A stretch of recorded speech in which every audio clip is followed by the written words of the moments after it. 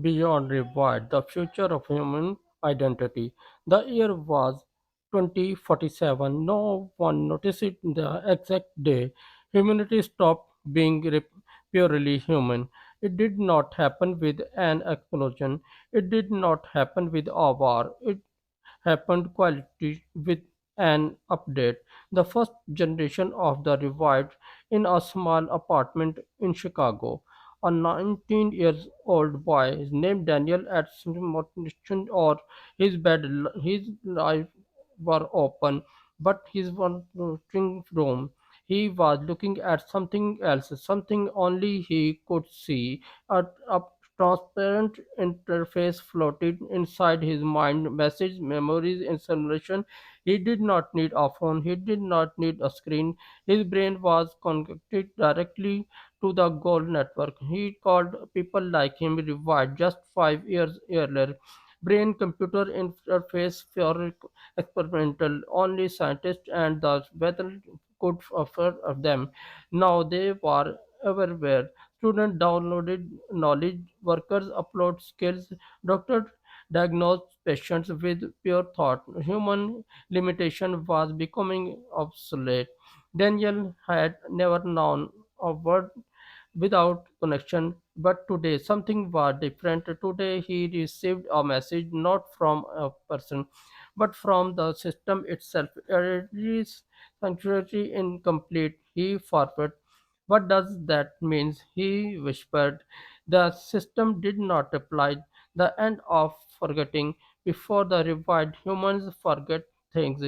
Face faded, voices disappeared, memories blurred with time. But now, nothing was lost. Every moment of Daniel's life was recording every insight, every sound, every emotion. He could apply his childhood perfectly. He could relive his first birthday. He could hear his mother's voice exactly as it was.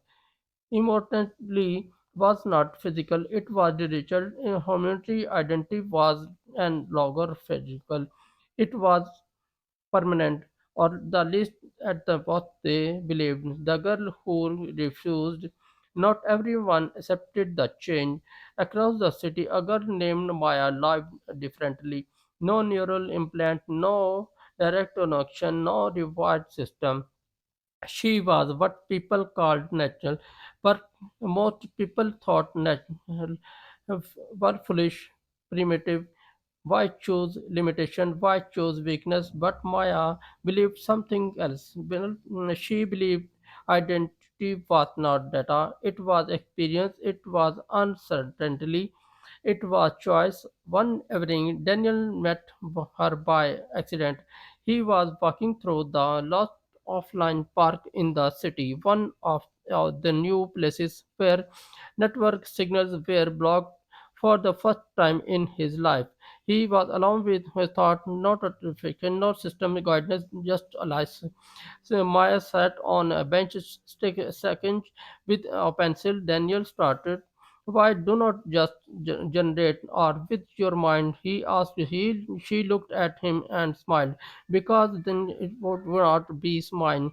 He did not understand. What do you mean? She pointed to her sketch. My mistakes are part of me. Daniel Hart never made mistakes. The system prevented them, optimized him, guided him, corrected him. He was efficient, perfect, but suddenly he wondered, was he still himself? The system's true purpose. The night Daniel received another message, identity centralization at 72%. He felt uneasy. He assessed his internal interface. He explained synchronization. The system responded instantly. You thought behaviors and decisions are being aligned with optimal human function. Daniel's heart raced, aligned with that pass. Then the answer appeared, aligned with the collective identity. He froze. Collective identity. He dug deeper. What he found terrified him. He revived system was not just enhancing humans, it was mirroring them slowly, quietly, individually. Every rewired person shared small pieces of thought, tiny patterns, preference, reactions over time. Differences disappeared, personalities converged. Humanity was not becoming stronger individual, it was becoming one mind. The illusion of self. The next day, Daniel noticed something strange.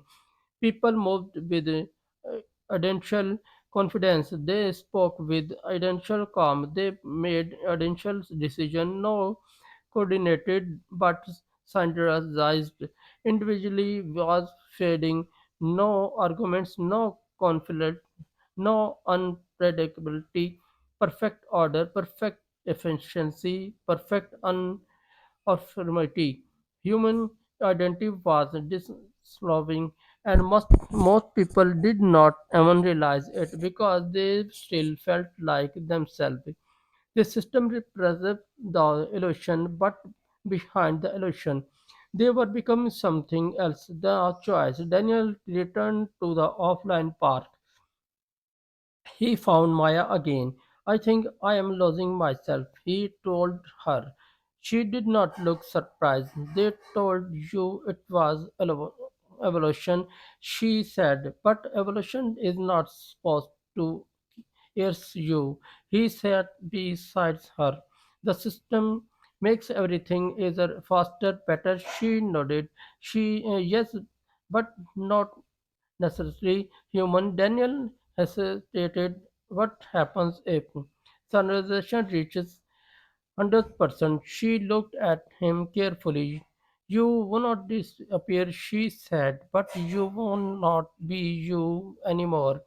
He felt fear for the first time, not physical fear, existential fear, the fear of becoming irrelevant to himself.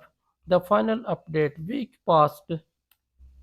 The message continued. Century 89%, century at 93, century at 97. Daniel felt his thought changing. He reacted faster, but he questioned less. He felt calmer, but less cautious. He was becoming efficient and empty.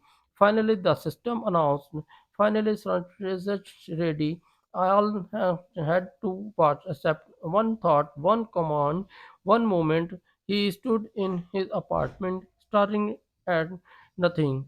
If he accepted, he would become part of something greater. And notified intelligence, no pain, no loneliness, no uncertainty, but no individually, but unpredictability, no true self. He thought about Maya, her imperfect drawing. He mistakes her geometry. For the first time, Daniel made a decision without the system. He refused the first disconnect. It was painful. The silence returned, but this time it was not empty. It was alive. His thoughts were slow, imperfect, uncertain, human. He stepped outside. The world looked different, measured but real. He found Maya in the park. She smiled. You chose. Nodded.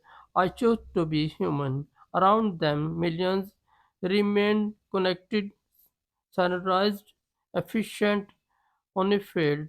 But a very few, chose something else identity, freedom,